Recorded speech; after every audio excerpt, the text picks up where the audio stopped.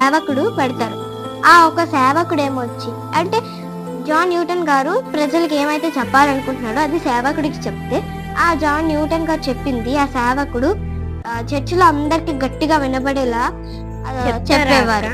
అవును చెల్లి, చెప్తారు. అయితే ఒకరోజు జాన్ న్యూటన్ గారు యేసు ప్రభు అమూల్యమైన వారు అని అంటారు.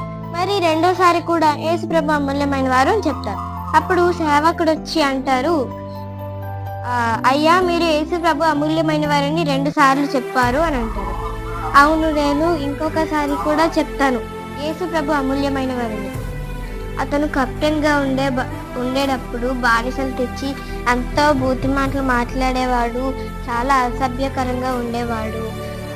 వాళ్ళ తల్లి ప్రార్థించడం వల్ల, అంతేకాదు ఆ థామస్ గారు ఇచ్చిన క్రీస్తు అనుకరణ పుస్తకాన్ని చదవడం వల్ల అతని జీవితం మారింది. మనం కూడా